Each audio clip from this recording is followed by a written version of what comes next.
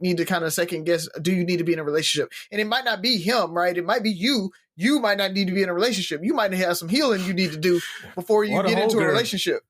Or it might be your homegirl. But there's a reevaluate. I didn't see that. 3 married guys. Love Mary, nigga. Then why you hanging out with her? I'm about to flip the script. Right. All your friends home?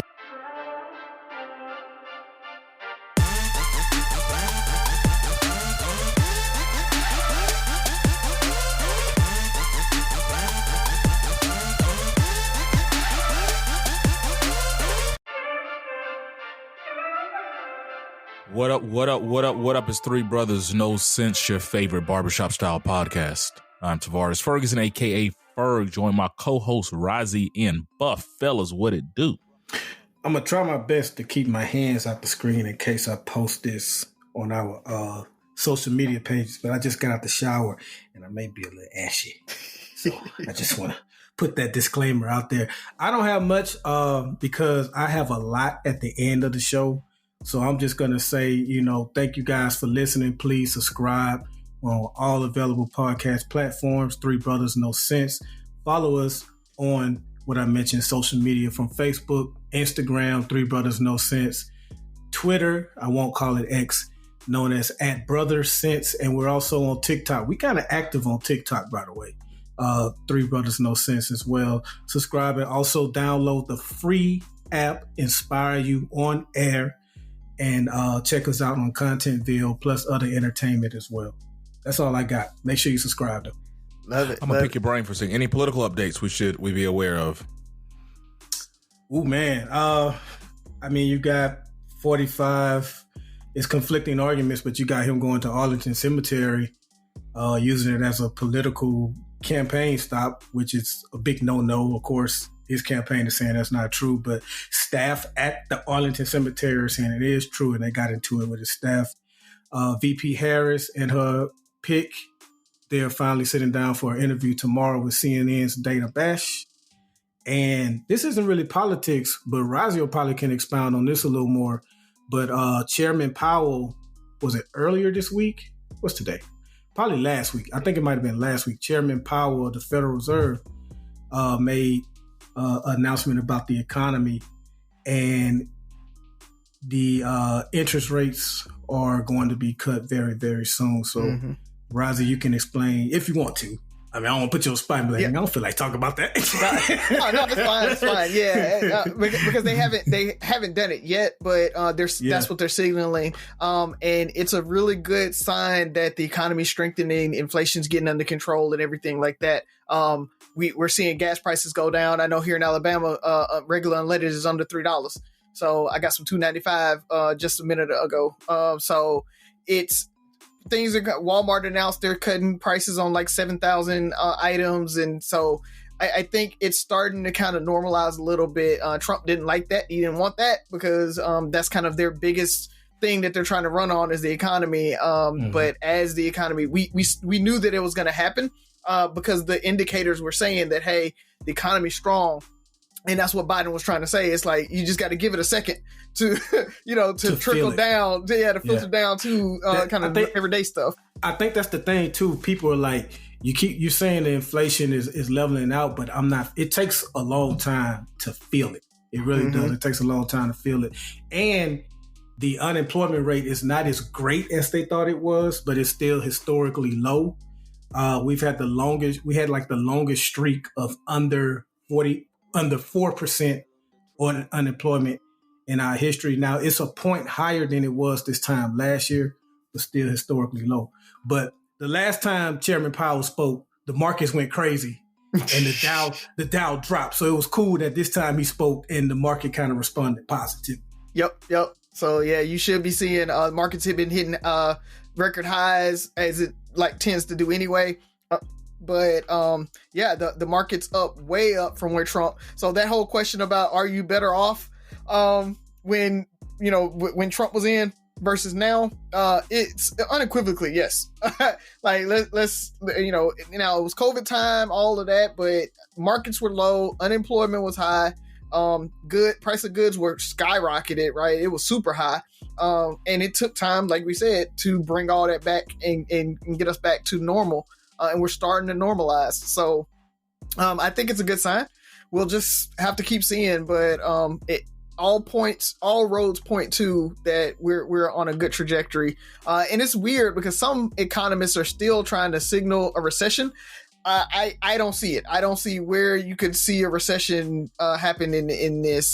So it's weird for them to kind of say that, but some of them are weird. That's what we like to say, right?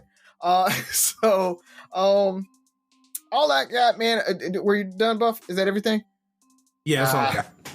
Okay. All right. I'm starting to freeze a little bit. So, cool. All I got, man, is what old is new. And, they talk about what goes around comes around and all that old people talk. But Deion Sanders has got his son signed on to Nike to promote Deion Sanders shoes. And so Shador is the new spokesman for Nike for the Deion Sanders, or I think it's the DT96, I think is the actual name of it. And I'm not gonna lie, they're pretty dope. So that white with that gold. they look like the old Rod Woodsons a little bit. They reminded me of the Rod Wood, except they're gold and white instead of black and white. Yep. So I'm probably gonna have to cop those. So you got that. Sonic 3 is coming out in December. Ferg. So Sonic is doing really, really well. I'm glad about that. So TJ definitely is going to be ready, running. I want to go fast, Daddy. I want to go fast. So that dude thinks he's Sonic. It's hilarious. I love it. Ted Lasso, they're talking about he might be coming back for season 4. I hope if they do bring him back for season 4 that it's more aligned to like season 1, 2. So I don't know if you guys even watched Ted Lasso's great show. If you haven't, go watch it. Season 3 kind of sucked, which is I can see why it got canceled. But hopefully they can get back to the glory days of season 1 and bring that back. And finally, there's an all-female Fight Club reboot coming out. I don't know how I feel about that one, but hopefully it's a little bit better. Or not better, but it's better than like the Ghostbusters all-female reboot or whatever. I could see it working if you put it from like a female angle or a woman angle, and still do Fight Club and everything like that. So it might be a pretty cool take on it. But we shall see. But these studios, they're loving the old IPs right now. It's all coming back. I wasn't that mad at the all-female cast Ghostbusters. The new one is definitely better. But I have more expectations initially, better expectations because of the comedy. Yeah. Just the Tyler Durden, like I don't see it. Like I don't know if it's gonna be a remake, if it's gonna be a spinoff. I don't get it. Yeah, I hope if I was writing this reboot or this second story, I would actually write it where it was a continuation or it happened concurrently, where you're looking at it through the eyes of one of Tyler's like followers, and just reboot it that way. That would probably be really dope for me. To your point, Ferg, I don't know if they reboot it and try to retell the story where it's just a woman doing the exact same thing. I don't think that'll go off pretty well or too well. So that was long enough that he could have a daughter. Yeah. The twist, the twist is already there. Everybody knows the twist. So I don't know if it would make sense to actually remake it. So I'm hoping what they're doing is they're taking the IP and then they're just kind of building onto it somehow. And finally, I don't know if you guys wanted to bring this up for a question, so we can kind of defer it, but Cam Newton got schooled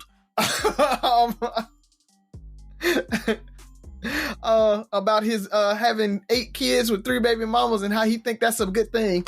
So if you guys have not seen the whole clip, I wouldn't go watch the whole podcast. It's 2.5 hours and Cam kind of annoys me, so I can't too much watch his podcast. But there's like a 5-minute clip out there with him on it, and just go watch that, man. And she, girl, I can't remember her name. She schooled the mess out of him though. Good job to her. Dr. Cheyenne Bryant. That's what Dr. Bryant. Yep. That's so. Yeah, Dr. Bryant. She went off on him. You could tell. I don't know her credentials as far as if she's a counselor, licensed counselor, therapist, like I think she is psychiatrist. Yeah, you could tell like she really was analyzing and giving him good stuff, man. So again, going back to therapy and talking to a therapist and everything, a lot of us have these preconceived ideas and notions and all of that, and sometimes it takes some bouncing off of folks to tell us, no, you just got trauma and you're just a person. Or being a person, you might not be one, but you're being, or you might not be one, but you're being one. And that, I want to wrap all this in a bow with, I've been reading Black AF history again, and I just want to tell everybody that you can be racist without being a racist. And I want everybody to kind of understand the difference there. It's like there are Black people that are being racist or that are racist, but they're not a racist because they're Black, right? But you can still buy into those tropes and everything like that. So there are definitely people that want to support the system and the structure that actually hurts and that, it becomes that drives racism, and that's racist. So I just want folks to know that. And so you can't be racist without being a racist. So I was going to mention Cam in the interview, but I want to start off by saying today is Wednesday, August 28th, excuse me. It is the 19th anniversary of Hurricane Katrina. Oh, wow. And I was in a barbershop today, and one of the patrons, one of the guys came in, and he was in Katrina. I think I remember seeing Buddy on CNN. It was a Black gentleman who most will describe as a thug or whatever the case may be, carrying his grandmother, like literally carrying his grandmother in his arms, because she was invalid. I guess that's right. Like she needed special needs. She needed help, and he was talking about it. And he came in, and you can see that it made him emotional because it's like nobody really knows. A lot of people don't know the story. They see the news stuff and all that, but just going and he was going in depth, and he was sharing some of his experience and what he was seeing, and we heard the horror stories. But it's just like going to war, being on January 6th. It's like you can describe it, but until you're there, you don't get it. Like there's only a certain amount of people who can get it. And just hearing him, it was very touching. He actually saved an MRE, and a bottle of water was the first thing that he got to eat in several days, and he just saved it. He said he just wanted to keep it for his kids and be able to show that and share that with him and stuff. So it was very, very touching. So for all the survivors of Hurricane Katrina, August 28th, 2005, I'll never forget it, because we had, and I think I've spoken on this before, it shows you how many things go on in the world that people just don't get. There's so many parts of the story. How many, we always think about the people that were there. I remember being on FAMU's campus. Today is the 28th, so maybe the first full week of school. People have been in school for a week and a half, and there was a lot of freshmen and people who are just left off to school. And pardon me if I've shared this with you guys before, but for them, imagine everybody you knew in Mobile, Alabama. You grew up in Mobile your whole life. Your mom, your dad, your family, your cousin, your friends, everybody's there. Then all of a sudden, it goes dark. Everybody you've ever known, you cannot get in contact with. And so that's what a lot of these kids were living with. They're sitting there like, I don't know anybody else. The person that I can contact that I've known the longest is my roommate. I've known them for 2 weeks.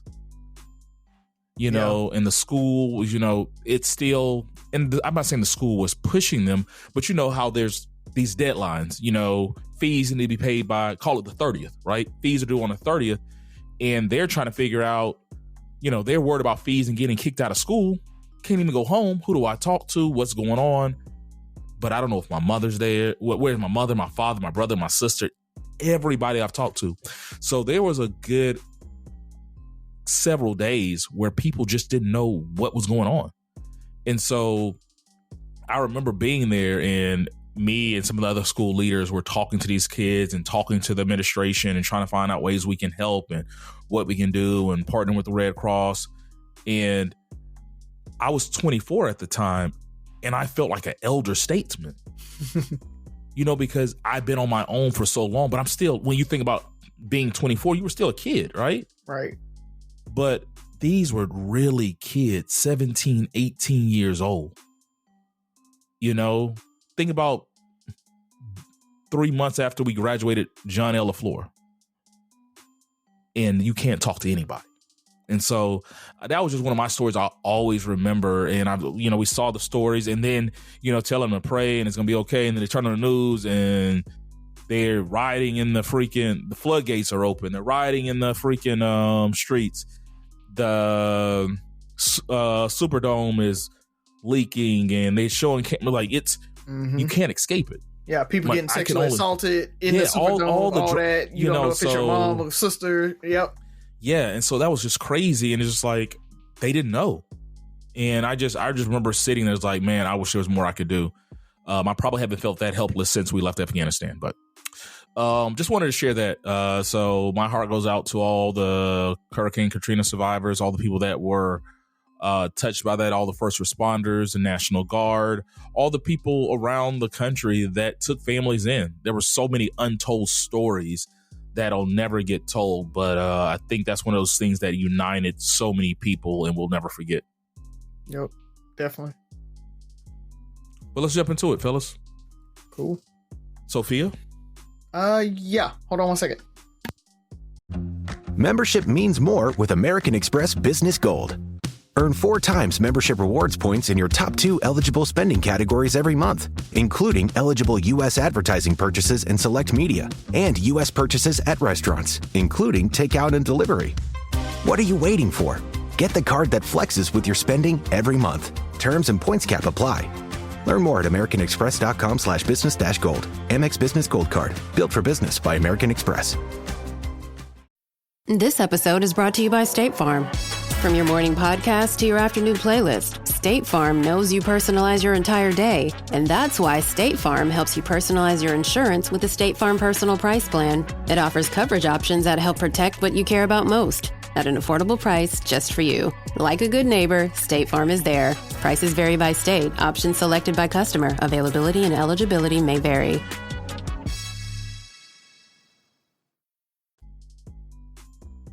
No bonnet, Sophie? No bonnet, Sophie. Okay. Sophia. Yeah. Greetings. Greetings. And welcome. Welcome to me.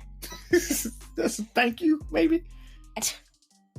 Per usual, that's how I answer this. The exact same thing back. Per usual. What is that? Is that like something you guys say now? Per usual. What? Per usual? Mm-hmm. Is it not correct grammar? That's what I say. I guess it is. Mm-hmm. Is that correct? Sure, why not? Yeah, sure. Yeah, sure. see? Just like Sigma. It's a word now. Mm-hmm. Why did the farmer become an artist maker thing? What? A music producer. Yeah, a music producer. Why did the farmer become a music producer? He had all the beats. He had sick beats. I was close. I was close. You were definitely close. Yeah. I also said it weird, so I can't really blame you for that. You totally messed that one up. You're getting like me now. You win this week, though. Yeah. I'm always gonna be funny. Uh-huh. You're just not used to it. Whatever. We're funny at the beginning, so I had a good run. You were never funny. Yeah. She said I had a good run. You were never funny. Okay, I got you. That was funny. So I guess because we brought it up, should I just jump into the Cam question? Yeah. So I want to make sure, because I watched a second interview with Dr. Bryant, and she interviewed Nick Cannon as well, and it was very similar. And what I took from it, and a lot of the comments were these were both considered by today's standard high value men. Would you agree? What people would consider high value men? Yeah. What folks would say? No. Okay. Well, yeah, consider, but they're not. we'll go into it. Yeah, that's it. But most people, when they describe high value men, they're talking about certain things, earning potential and whatever thing. And so I think they both describe themselves as high value, desirable, influential men. And so the similarities with that was she kept talking about that, but it seems like her buzzword was talking about being low functioning. So did she talk about that with Cam as well, Razi? She did. Yep. So talking about low functioning, and there was like a lot of debate on social media. The comments is where all the real action happens about how can somebody be high value and low functioning. And so that's where the interesting conversation came to me, is kind of what Byron was alluding to, is we're so loose with these titles and things like that, and people feel that they've accomplished so much. How does the world navigate so many people considering themselves high value or whatever that buzzword or, pedestal word is, but not realize there's so many other, because she was talking about both of them have traumatic issues where Cam was hurting people. He was dealing with trauma. Like, you're functioning, you're able to do this because the type people you're doing with are low functioning. You can't do this with certain women. Nick Cannon, what you're doing is because you're dealing with low functioning women, and if they're low functioning, if you believe in the law of attraction, you are what you attract, and vice versa. So like, if these women are low functioning to allow themselves to be baby mama number 5 or baby number 6 and still deal with these things, and are okay with you creating broken homes, how are you still high value?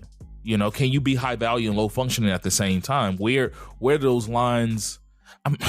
It's a weird question for me because it's so much to unpack. Yeah. It's like, can you be both? What are the dangers with being both?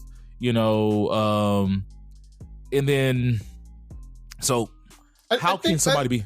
Yeah, I think start there. How can you, or can you be high value and low functioning?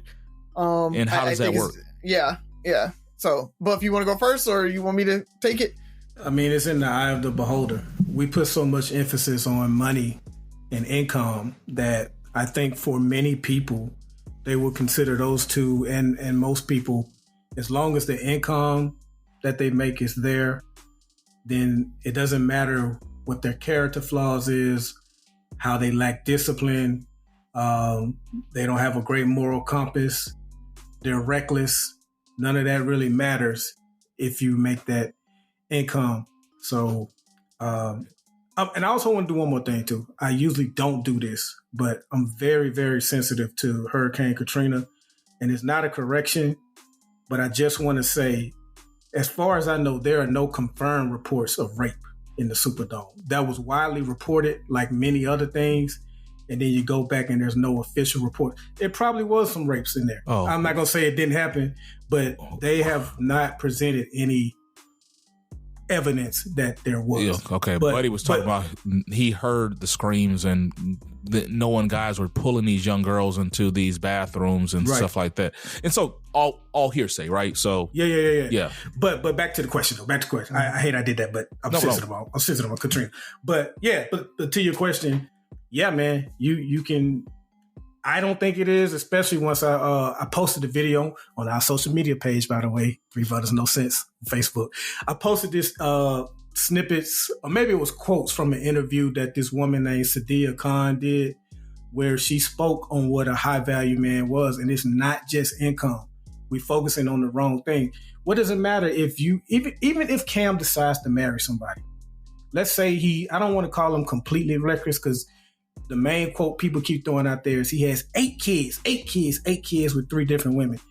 2 of those are adopted. So I know it doesn't make a big difference to some people, but he really has 6 kids with 3 different women. But what does it matter if you marry or procreate with a person who has a high income, but they're reckless and they're out there making other babies and taking away from your household? So it's got to be more than income. Did you see the video? Just a clip. And so some of the things he talked about is being more afraid of marriage than he is of more afraid of divorce than he is of marriage. Marriage. Yeah. And that and he's taking it slow, and he wants to still put children in the world. And I can see how he thinks he's doing something noble because these kids are being provided for, yada, yada, yada, insert, all these things. But her biggest thing was like, you're creating broken homes. And there wasn't a lot he can push back from that, because it's like, as good as certain things can be financially, none of your kids will be able to wake up with all their siblings in the same house with the same mother and all this. Like, it's always going to be something. And you chose to create that because of your fears.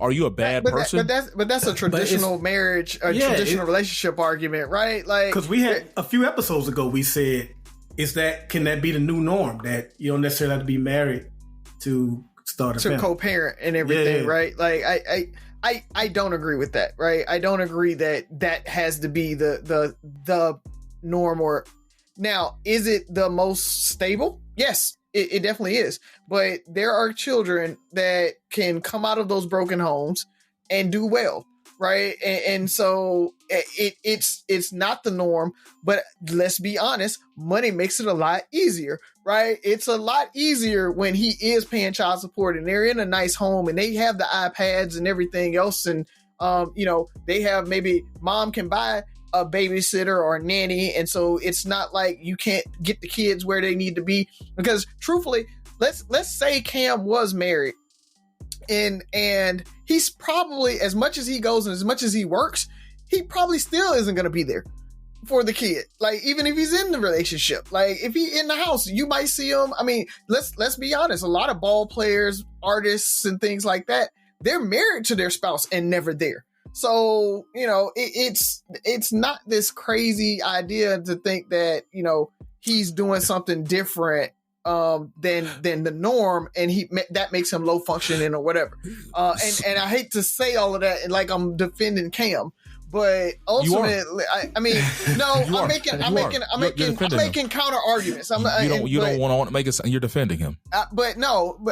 So get to my point though, is to Buff. What Buff said is spot on. I think what society says a high value man is just incorrect, right? It's not about money, right? It's about, are you taking care of the kid? Do you make, that spouse safe? That's what a high value man should be. If I make $40,000, but we eat fine, a house is over our head, you're protected, you feel loved, right? We can talk and laugh and joke and all of that. Like, that really what should be a high value man. The problem with that is that society doesn't say that. And so that's how, to Dr. Bryant's point, you can be a high value man from what society tells and a low functioning man at the same time. Because if you aren't doing those other things that really should be what a high value man is, then you're low functioning, but you're considered what society considers a high value man because you have that money and all of that. Do we know these women? Like, does she know, she can for certain say that these are low functioning women? How do we know these are women that know what the deal is and this is exactly what they want? They don't want to be married. Exactly. They want kids. And what she says, because it's a similar argument to Cam. So what she's saying is, we're making choices when statistics show, like Wright said, yes, you can. There's probability versus possibility. Mm-hmm. The probability of Cam having a kid, being married, even being a ball player, and being married, having a family, all the same kids, those kids have a higher higher probability of being better functioning citizens and stuff like that. There are studies that show people that come from a well-functioning household probably will turn out better. Can his sons or daughters come out to be WNBA players, football players? Yeah, that still can happen. What it's saying is, you're making a choice knowing that the probability, because of what you want in that moment, because you're justifying, I make enough money to make up for this. I still love to be around my kids. I want to put kids and spread love into the world. You're making a decision that goes against the probability of the best solution. If Cam did this the right way, I'm not saying that's the only way, but the right way, then things generally turn out better. And she's like, so you're making this decision saying, yeah, my kids will be okay if I do this, and this, because I can make up for all the lack thereof, versus like, okay, instead of making for the lack thereof, just don't create the lack. Like, and so the same thing with the women, like, there's going to be potential conflict with other baby mothers. Your kids are not going to grow up with the father in the household. Can it work? Yes. But is there a better way to do this? And if you're consciously saying, I'm going to do this because I want to do this, and I'm going to roll the dice because, Cam is rich. If Cam wasn't rich, would you encourage somebody else to do this? Hey, go have 8 kids or 6 kids with 3 baby mamas because you want to put magic out in the world and see the world grow, versus saying, hey, the likelihood of you and this person being in the same house, your kids are more likely to be successful. I think that's what she's saying. Is like, you're making this decision based off of you're being selfish. Is he? Like, has she spoken to these women? Like, do they want to be married? Like, we can't celebrate women empowerment and their right to make free choices and then say that there's a villain in the story. How do we know he's a villain in the story? How do we know this isn't mutual? Right. You just chastised Razi for defending him. Yeah. I wanted Razi to admit that he was offending him. He's like, I'm not defending him. You're defending him. I'm not saying it's wrong, because we all do that. But it's like, we'll do things knowing that it'll probably turn out right, but because we want it, we're going to kind of do it our way anyway. So to answer you, I do agree that I don't think it's the best way to do it. I don't think it is. I think the best way is to have everyone under one household, the wife and the kids. But that's me. These women may be, I don't want to be married. I don't want to be a wife. I don't want the same man in my house every day. We're going to wind up just arguing. So like, I kind of push back on Dr. Bryant. I don't know her, but Dr. Bryant speaking as though she's spoken to and know these women. Now she has, fine, but she's calling them low functioning and stuff. Like, one of them may be a dentist and a doctor for all I know. I don't know. Cam Newton was a league MVP. That your success doesn't mean you make good decisions. And Heisman Trophy. Yeah, like, that doesn't mean anything. And there's the problem, because you can go back and say, I've accomplished these things, so how could I be low functioning? Because I was a league MVP. I won the national championship on a team that sucked for generations. I won the Heisman. I have all these accolades to show you that I'm not low functioning. I think her point was, even those women, you have the right to do whatever you want to do. But sometimes you have to admit, like, I don't want to get married. I want to raise a kid the way I want it. Like, it's I. And it's part of that could be selfish versus, hey, if I take I out of it and I think about the well-being of everybody else, the well-being of everybody else might include these steps. But maybe they are though. Yeah, the thing about it is, to Buff's point about she's making blanket statements and she doesn't know the inner work, or maybe she doesn't. Maybe she does, right? She did a bunch of research. She talked to folks. I don't know, but the assumption is she's making assumptions off of what she's seen, right? You look at me, Haley, my kids versus Addison, Allison's kids. They all see each other as brothers and sisters. Hell, my kids and Addison see themselves as brothers and sisters, right? Like, they call each other brother and sister. So it's one of those things that I think you can be in separate households and still know your siblings. Go on a family trip. He bring all 8 and we going to Disneyland. Matter of fact, I'm gonna rent Disneyland and we all going and we gonna stay together and all that. Like, make those memories. And if something's happening, your mama gonna call me and I'm gonna be there. I will fly. I'll hop on a PJ and I'll be there the next day, right? Like, so again, money makes it a little easier for them to spread that love, where most guys can't do that. Most guys can't, like, I can't go across town and be at your thing and then be at the other kid's thing at the same time, because I got to be at work and I can't call off or whatever. Like, money makes it a lot easier to be able to do these things. And so I don't want to be in this situation where we're just automatically saying Cam's again low functioning based off of the scenario instead of what's actually happening there. Now, what I will say with Cam, listening to him, the interview, the rest of it, just from the outside looking in, because that's all we can do. We don't know him personally. I do feel like he isn't that guy, right? He's not me in the situation that is actually being there for the kids and everything and all of that. Like, and I've had my issues, right? I mean, Haley will come on and tell you there were times with her growing up that she was mad that I couldn't be in Mobile. She was mad that I missed something, right? Like, and that's just us being 3 hours apart and me just spreading. And at that point, it was just her. I didn't even have other kids at the time. And so when she was younger, so for Cam to have to spread himself across 8 kids in general anyway, but if they were in the same house and one of them had a soccer game and one of them had a violin recital, he would have to pick which one he's going to. That's normal parenting when you have multiple kids anyway. So them having multiple moms and being in different places doesn't change that anyway. He's going to have to pick and choose between those kids.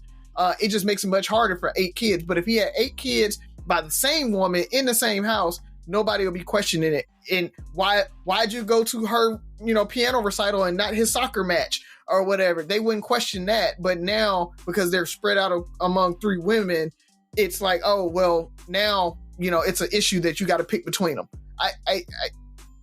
People are taking and extrapolating a lot from just the situation. I think rightfully so.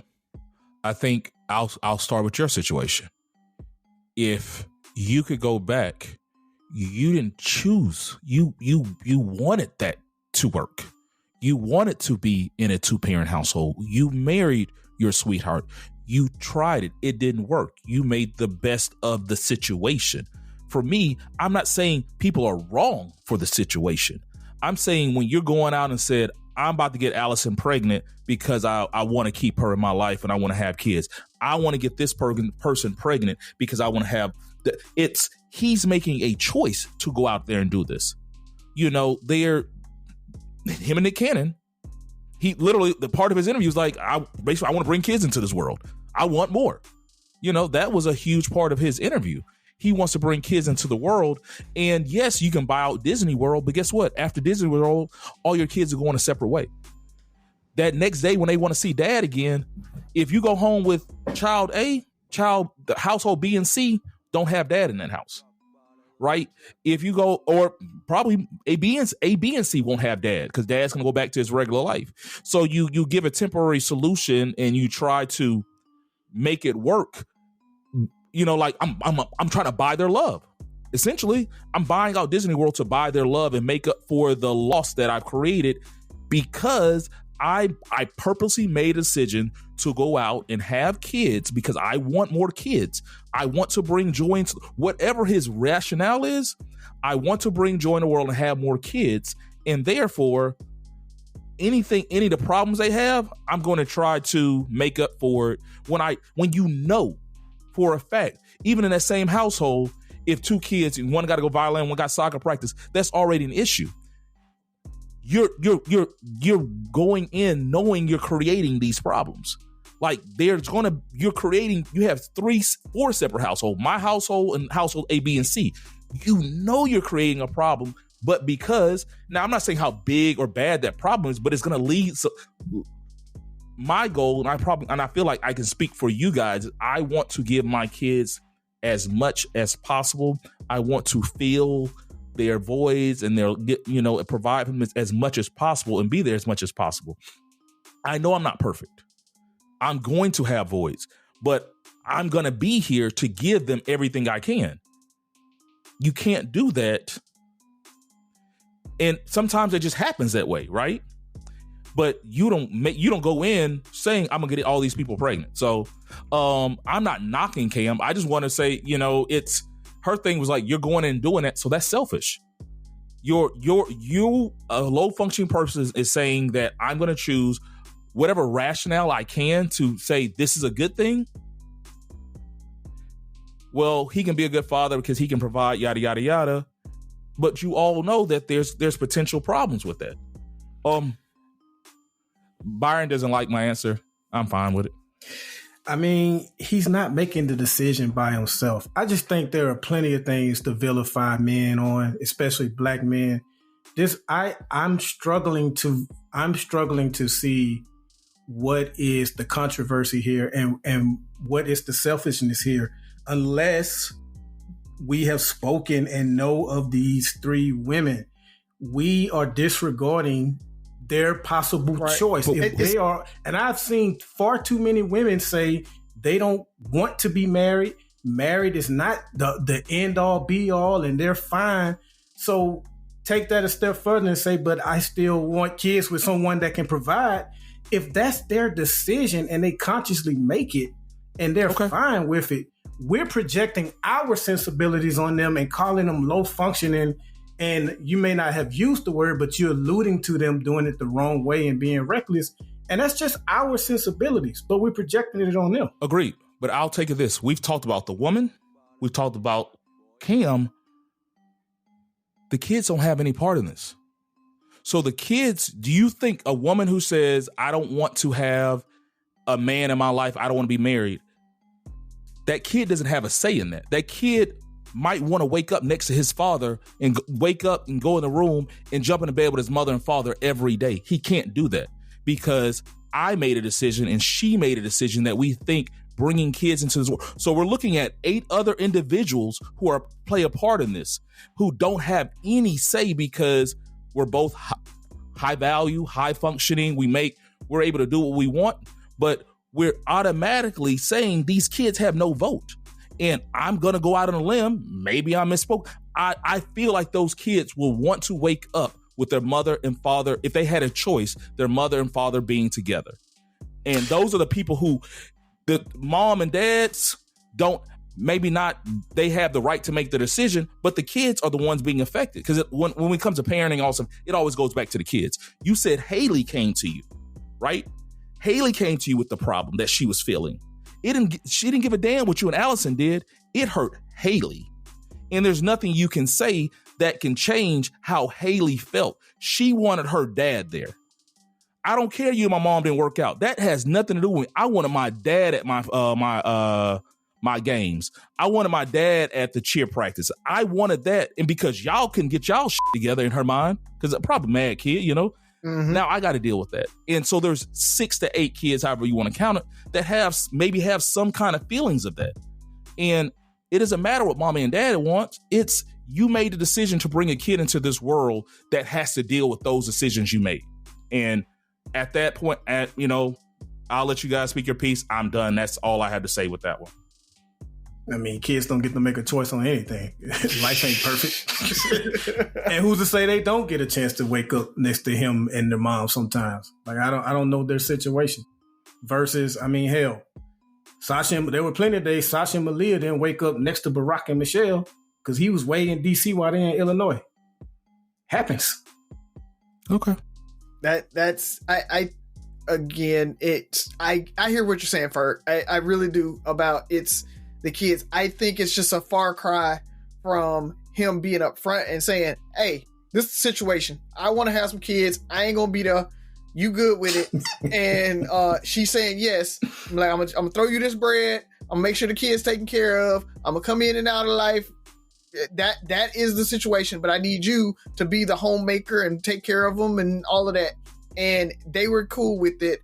That is very different than guys sleeping around saying, baby, I love you. I'm going to be here for you, impregnating the woman and then dipping and leaving her and maybe not even doing the whole, I'm going to make sure they get to school and pay the private school and all yada, yada, yada. Like there's a big difference in that. And that's what I'm kind of defending. It's not necessarily Cam in that decision because I agree with you. I think the better situation most definitely is him being there. Right. So hands down, I agree that is the better situation. But like Byron said, if that's the situation that they decided that they were cool with, it's not just on Cam. It's not he's low functioning and another woman's low functioning. That's the situation. And that's the family unit that they decided to put together. It's not traditional. It doesn't make sense, but we can't knock that situation is very different than a situation of an absentee dad or a dad that you sold the dream and dipped. Those are not the same. And I think Dr. Bryant is putting both of them in the same bucket. That's the only difference there. You can go, Razi. Like I said, if we have time for a third question, I'd go. But if not, I got a lot. Cool. All right. This is going to be a relationship episode now. So now these ladies making all these decisions and everything, and they said they don't need a man. But we're going to shift to when they do have a man and y'all in a healthy relationship.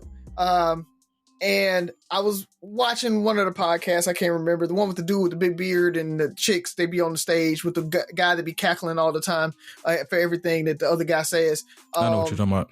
Yeah, you know which one I'm talking about? Okay. So that one, they were talking, and somebody asked them the question of, should your man be able to hit your girlfriend? She was asking one of the ladies on the stage. So basically, should your man be able to walk your girlfriend, your homegirl, to her car, or would he?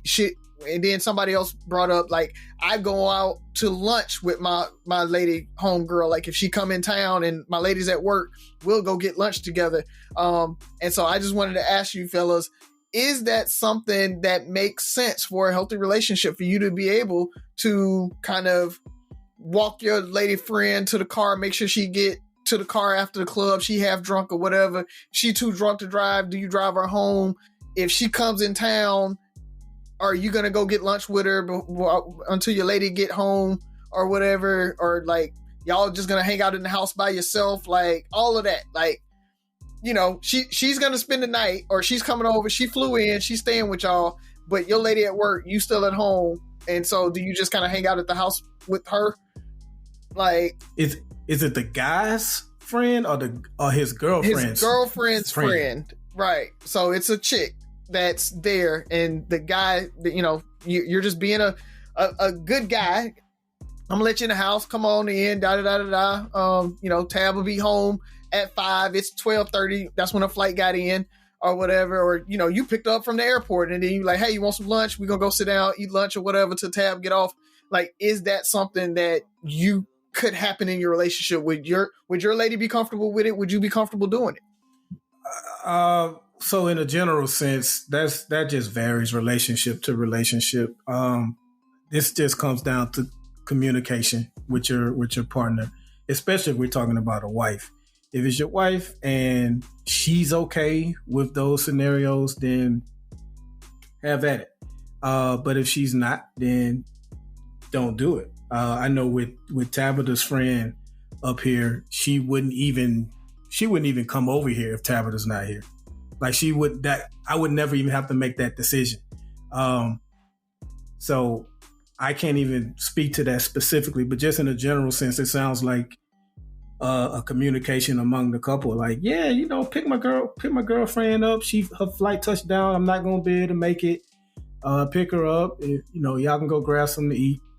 You know, that's not a wild thought to me. Even the being home with, I don't know, maybe I've seen too many movies. That one. So to me, in a general sense, I always think it's best to just never put yourself in that situation where speculation or doubt can even creep in. So like, being in the same space, in the same house with your wife's girlfriend while your wife is not there for a significant amount of time, yeah, nothing may not happen. She may be in one part of the house and you in another part of the house. Y'all don't even cross paths. But you just remove all doubt if you don't do that. But again, if she's completely okay with that, like, she, you know, her flight leaves late, let her stay there. I got to go to work. You know, it's fine. I think you have to know who you're with. I agree with Byron. I think it's the communication and all that stuff. In the episode, I can't think of the name of the show, but Trip, the guy with the beard, I actually like Young Brother. He does speak a lot of wisdom. And I think one of the things he mentioned, because I did this the other day, we had a function, and you all have known one of our listeners, and she's been on our show before, Ebony. was out there, and we were downtown, and there was a bunch of homeless people around. And so, even though she's my friend, but she's like infatuated with my wife, by the way, like, I'm gonna walk her to her car, because a type dude my wife married wouldn't let a woman walk to her car by herself that is in a, you know, certain area and all those things. We were at a club a few months ago, and my assistant director for the Lamplighters, Dr. Marcus Griffith, there was some of our Lamplighter moms were there, and as they were leaving, you know, his wife was there, and the bros took turns walking them to their cars, right? Because these are the type men that women are choosing to marry. And Tripp was kind of saying, hey, women, pump your brakes sometimes. Don't think about, it's not always that way. Sometimes the things that attracted you to that man are the things that make him the man you're still attracted to, right? Like, he's a certain type dude that cares about his community. And we talk about protecting black women. A black woman's walking to her car at night, and you don't want me to walk her to a car. You know, you don't want me to do certain things. You know, hopefully you care. I hope my wife is around the type women that, you know, if her line sister or somebody came in town, that, you know, she's not gonna I'm gonna take her word or, you know, follow her lead. She's not like, oh, she can't stay here. There's certain people, like, you know, that's probably in her world, none of her line sisters. I'm not saying any of her line sisters, but if there was somebody that she said couldn't stay here, they can't stay here, right? But it's like, if she's trusting them and she trusts me, you know, I'm not gonna put myself in that situation. You know, I might be in my office, hey, if you need anything, let me know, all this stuff, and get out, you know, because those situations that you see happen, they gonna happen anyway, right? Like, if I'm a type dude that's gonna trick out, I'm gonna trick out anyway. If I'm a type dude's like, I don't need my wife's friend to be a grimy dude. You know what I'm saying? Like, my God, I can't believe she came, and, you know, you see the videos where she fixing pancakes with, you know, a thong on. It's like, oh, Byron, I didn't know you was home. You know, you went upstairs. You saw me. You know, like, you know, I thought you would be longer. You know, I always cook in my underwear. I feel like whatever those situations are, you know, that every guy when they're young dreams of happening, you know, those things don't happen. And that's the type of people, first, my wife probably wouldn't have in the house. And two, like, I got to go. Like, what the fuck going on? Like, that doesn't happen as much. What happens is more is me being what I consider an upstanding gentleman, upstanding man. And I'm going to always be who I am. You know, I wouldn't want if Tab came in town and she had, like, bro, just tell Tab when she check out the hotel, come to the crib. Like I don't want her sitting at an airport for 6 hours when she can just stay at my crib.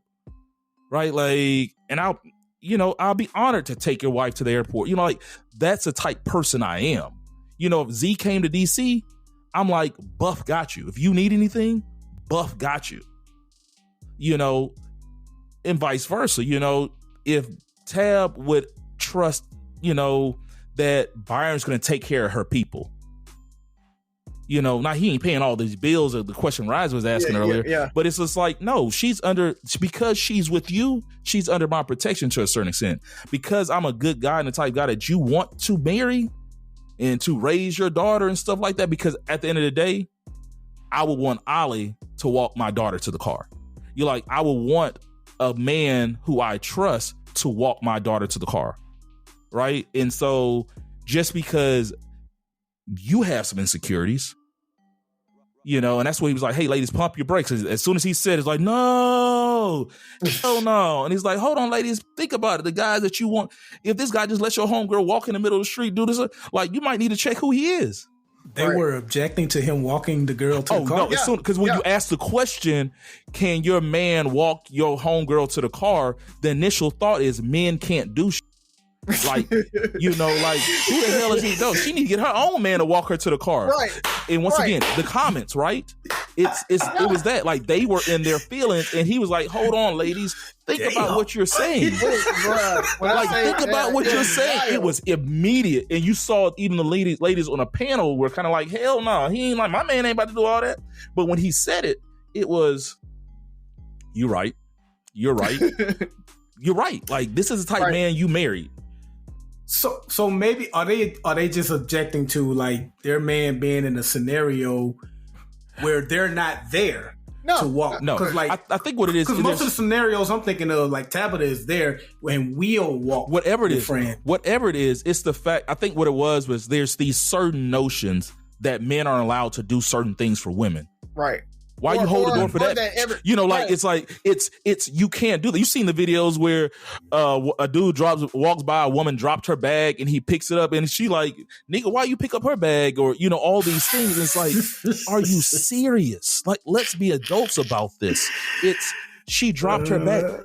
You're dating. You're married to a gentleman. Right. Like you're with a guy who has a daughter or daughters or wants to raise his son to be a certain way when it comes to people who are trying to groom young men, and your only thought was your insecurity, or not even insecurity, because I hate using that word.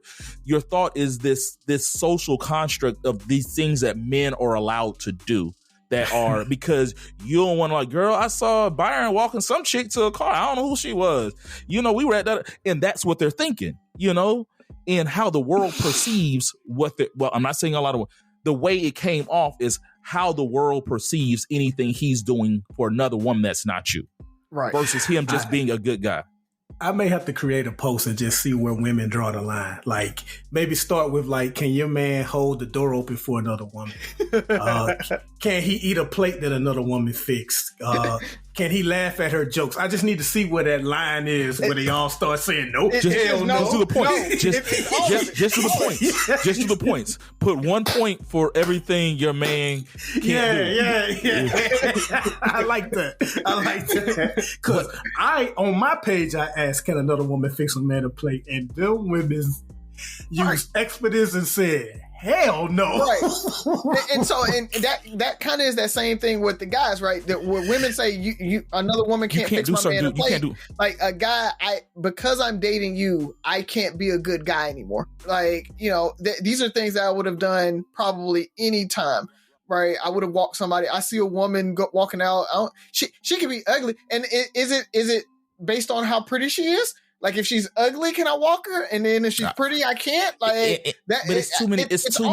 It's too many things. Like, I don't have time to figure that out. Right. If I'm gonna be a good guy, I'm gonna be a good guy. But no, that was a really good question. And to all of it, I think it's situational. But if somebody's gonna be in danger, if it's just the right thing to do. Because I always think, if this was my daughter, would I want somebody walking into a car? Would I expect, somebody to walk them to the car? Yeah. And especially somebody that they know. Because that's the other part about it. If I don't walk her to the car, what's going to happen? The creeper dude's going to be like, hey, baby, I got you. And they're going to walk her. Like, or he might follow her out, right? Like, there's so much going on in the world right now. For you to be like, no, my homegirl got to just find a random dude to walk her to the car instead of my husband that, hopefully I trust, or my significant other that I trust. I want them to walk her out so that my homegirl can get home safe. Then they asked about, one of the other things came up is, if she's too drunk, should he drive her home or whatever? Now that one, I might have to call an Uber, but that's scary too, right? Like, if, Say Tab, dipped out early, or it's an event that, all of us are there. Tab has something else to do. She's not there. And her homegirl's there sloppy drunk. And you're like, hey, I'm going to take, home. And then I'm going to be on my way.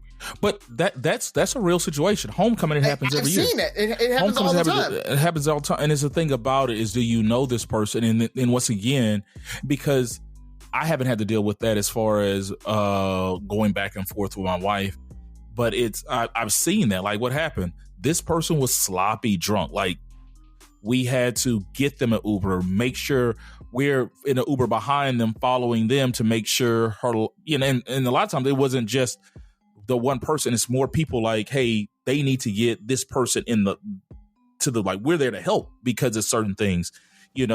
God forbid my wife came to DC. Like, I was thinking, if my wife came to DC and with her line says something happened and Byron was out there, if something happened, call Byron. Call Black. Call Delmar. I'd rather her call one of my homeboys, right, than one of my homegirls, because I feel like my homeboys can navigate the situation better. You know, the type men I hang around are going to be the guys, and I don't try to be around guys that I think will try to take advantage of my wife. Right. You know, like that's the thing. It's kind of, you know, in that situation, maybe it's get him an Uber, or, you know, I've got help people get Ubers. Because, you know, people get drunk. When people get drunk, they get drunk at this age. And consider this a PSA, fellas. If she's sloppy drunk and you have sex with her, it's free. It's rape. Yeah, it is rape. Yes, Just keep that in mind. Yeah. So that's the other part about it, Oh, right? yeah, but, yeah. Like, and truthfully, I hate to say it, but ladies, if you are worried about these things, you probably don't need to be with that dude. You know, either he's not making you feel safe and secure enough that you would let him walk her or whatever. You probably need to kind of second guess, do you need to be in a relationship? And it might not be him, right? It might be you. You might not need to be in a relationship. You might have some healing you need to do before you get into a relationship. Or it might be your homegirl. But there's a lot. There's a reevaluate. I didn't see that. 3 married guys for him. Love Mary, nigga. So why you hanging out with her? I'm about to flip the script. Right. All your friends home? But no, you're right. And it's more than anything, my PSA would just be for the ladies is just, or people, because guys could be the same way, is why Byron drove you home? Because I was drunk. Like, you lucky that nigga drove me home, because you know how many niggas were trying to drive me home? You know, Right.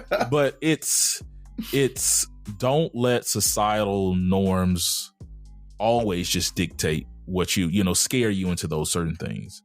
You know, sometimes you got to do what's best and morally, you know, I try to have high moral standards. And at the end of the day,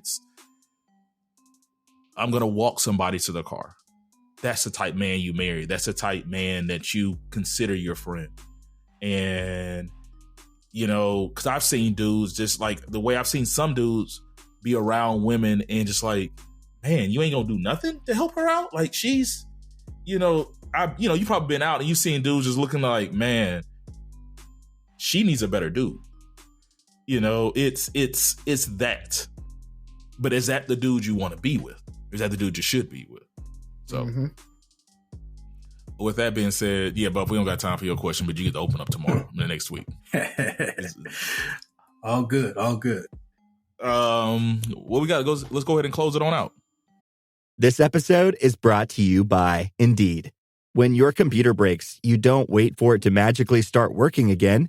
You fix the problem. So why wait to hire the people your company desperately needs? Use Indeed's sponsored jobs to hire top talent fast. And even better, you only pay for results. There's no need to wait. Speed up your hiring with a $75 sponsored job credit at Indeed.com/podcast. Terms and conditions apply.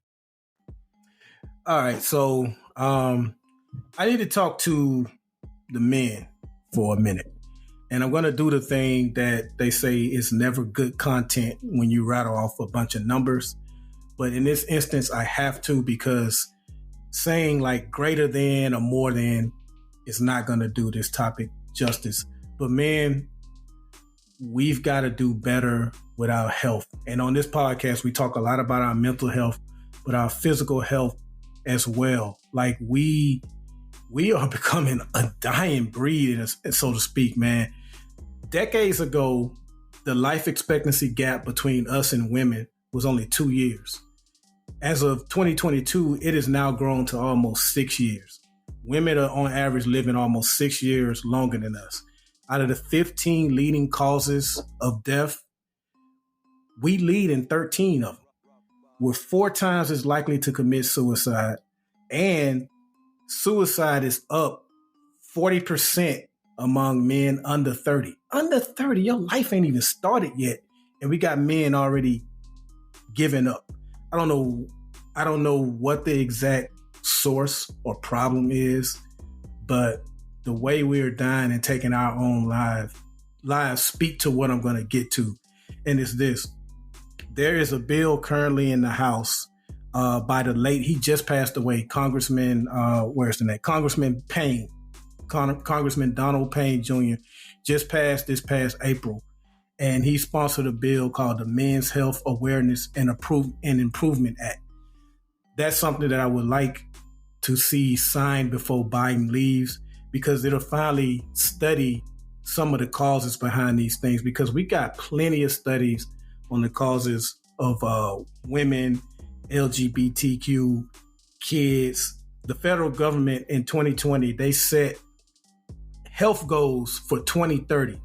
And of those health goals, 42 were geared towards kids, 29 were geared towards women, only 4 towards men. When Obamacare was created, they came up with 44 preventive healthcare interventions. Of those 44, there are 20 that are geared to women only. There's 23 that's geared to both sexes. Only 1 that's geared to men. And that one is just studying aneurysms in men between the ages of 65 and 75 that smoke. Like, how specific is that?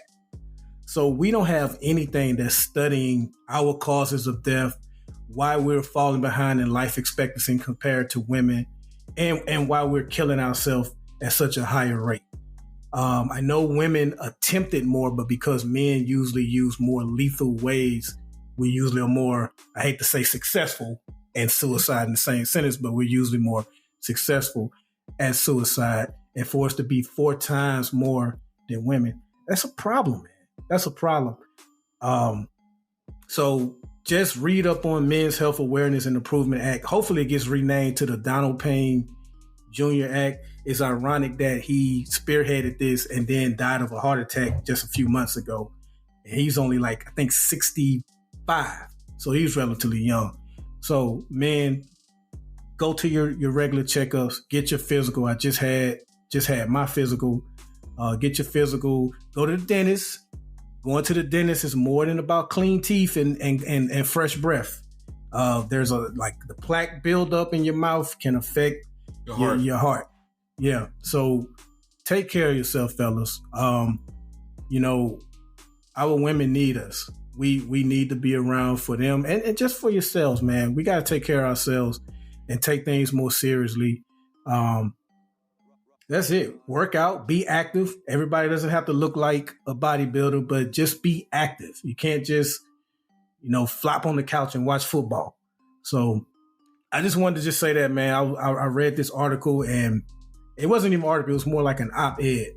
And I'm actually going to try and find the author of this op-ed and try to bring him on the show and talk more in depth about it.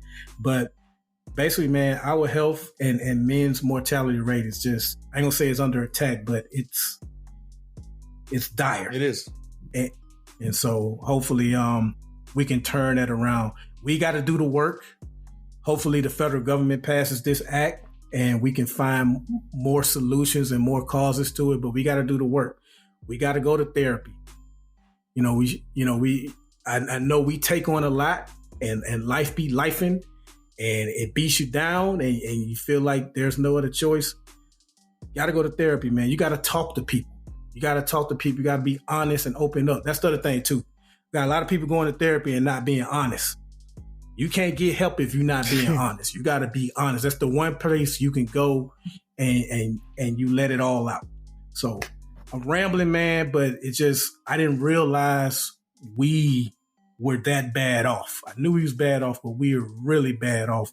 And I'm sure if we look at black men, the numbers are even worse. Yeah. Yep. So take care of yourself, fellas. Just so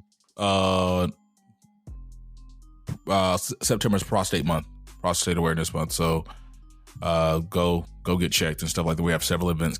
There's probably several events to our male listeners and women. Nobody can make men do anything like y'all. This is true. I will say I'm healthier now because of my wife. Brothers, I just sent you my lab work from last time I got some labs. Proud of myself. But yeah. Prostate cancer awareness month, excuse me. Razi, what you got? Just echo what Byron said, and you said about taking care of yourself. It got to the point I have high cholesterol, and my doctor was like, "It's got to be genetic because you're not overweight, you work out. It's there should be no reason for you to have high cholesterol. Yeah, a little bit. But even with that, like I had it even when I was like in the military, where like I was running 2-3 miles a day, and I still had high cholesterol. We couldn't get it under control. And so, you know, I take pills, and it got to the point where Sophie was like, I'm going to just ask you every day, because I wasn't taking my pills. And so it wasn't going down. And so Sophie, to your point about, you know, like your family, your spouses and everything kind of make you healthier. Cause she was just like, you need to take your stuff. And so she kind of started checking on me till I made it a habit. Once I made it a habit, it got easy. I started taking it, but, you know, so shout out, definitely guys, go. And a little bit of that, I wanted to, kind of talk about all the veterans out there. If you're a veteran, you can go to the VA. And it's free for you. So, you know, if you're having issues with insurance, that type of thing, if you're a vet, go to the VA and get that. And don't think that you don't deserve the disability. That's another thing. I think a lot of veterans out there are like, oh, well, it's not a big deal, or, you know, my knees hurt, but it ain't that bad type thing. And so you get that a whole lot. Don't rub it in, Razi. No. I mean, but you know, I'm not. I'm just it because I'm going through another disability claim right now, and so that's the thing. It's like, don't think because you look okay that everything is okay, and that you shouldn't be getting disability or whatever. Like you put your life on the line.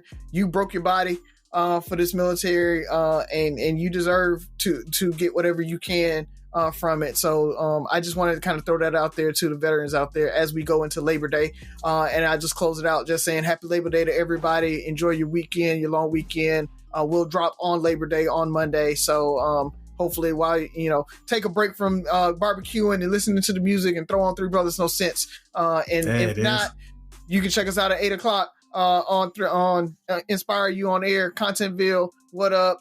We'll be there 8:00 on Labor Day. So either way it goes, check us out. One other thing real quick, Ferg. I just want to send some love to the Grant family.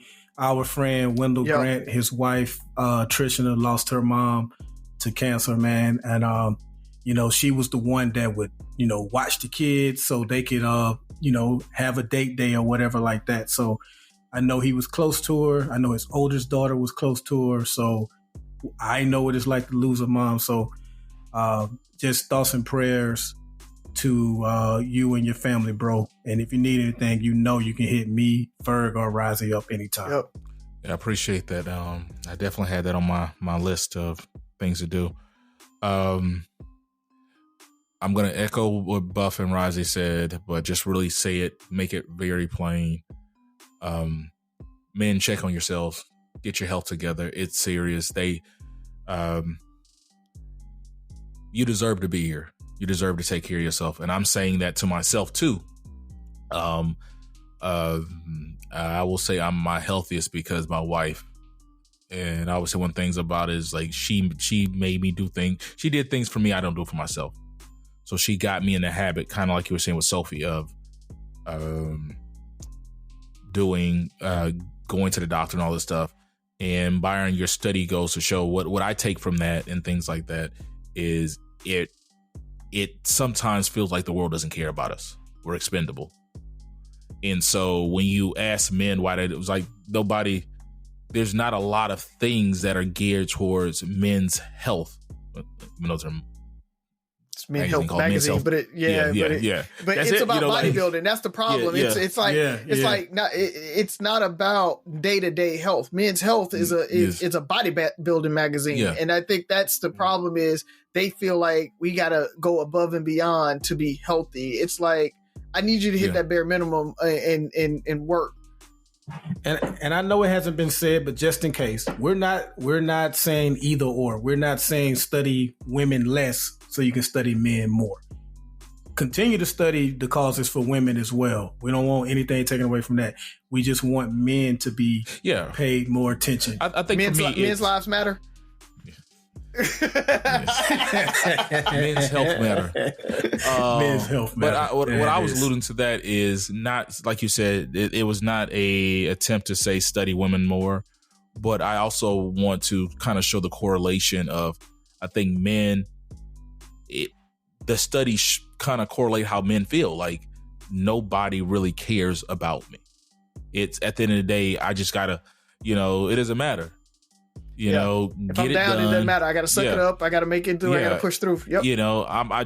While I'm here, I got 6 less years to get my together to make sure she's taken care of, like that. And it's not a woe is me. It's not a, oh my God, men are always complaining, I'm sassy or sensitive, whatever the hell the conversation is when it comes to it. I'm just saying sometimes when you look at the situations around you and why people think the way they do, things like that, the fact that men don't have, even we talk about this all the time, mental health and all that stuff is self-care. And part of self-care is going to the doctor and all this stuff. Like my doctor, because of the hurricane, it messed up their building. I had to reschedule my physical.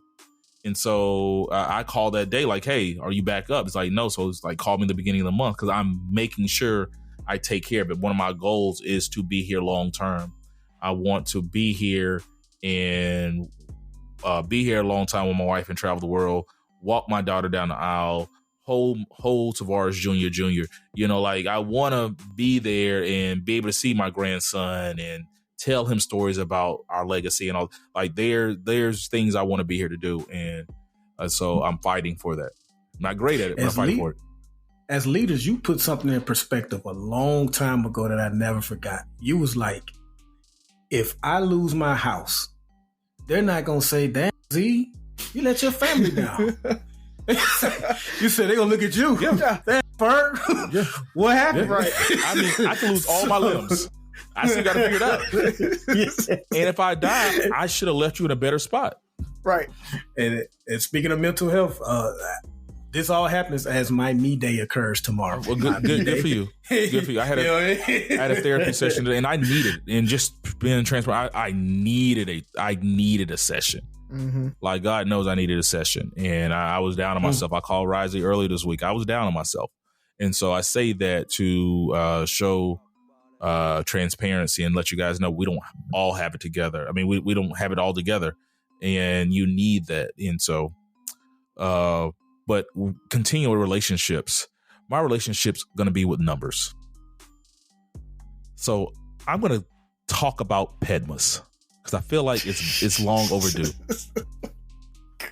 Parentheses, exponents, multiplication, division, addition, subtraction. People. PEDMAS is an acronym to help you remember the associative rules and how to work complicated math problems. It is not a math law. It is not a rule. It is not the Pythagorean theorem. It is a way to help you remember the associations between working these problems out. So get a pen. I'm going to stop. Get a pen, paper. Everybody listen. Pull over. Whatever you need to do, listen. Parentheses. Work inside the parentheses first. Once the parentheses are solved, they're no longer parentheses. At that point, they are part of the equation. Unless there's an exponent on it, and then you solve to the exponent within the parentheses, outside the parentheses. Full stop.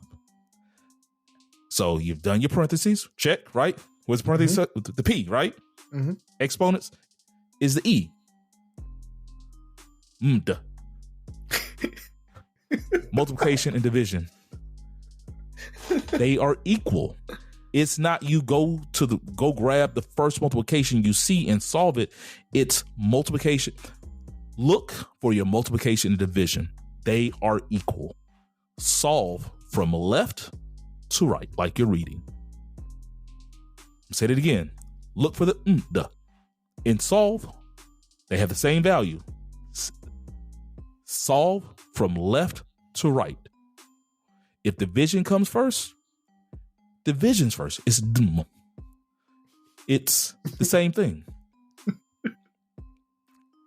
And now once you have solved your multiplication and or division component of that problem, you go to the S. Or the us. PEDMAS.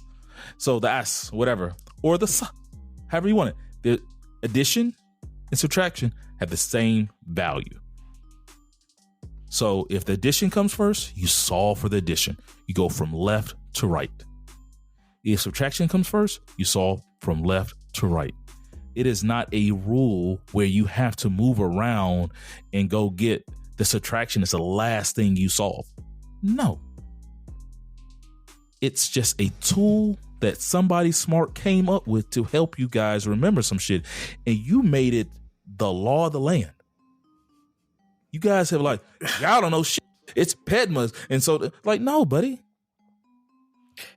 The problem that most people have is that they think parentheses, you have to solve the outside of the parenthesis, which technically the thing about it is that's a very poorly written equation, and it causes you to be able to solve it either way because it has a division sign in it, and then it has parentheses, which usually if you're using a division sign, you wouldn't have a parenthesis there. You'd have a X, right, or a multiplication symbol.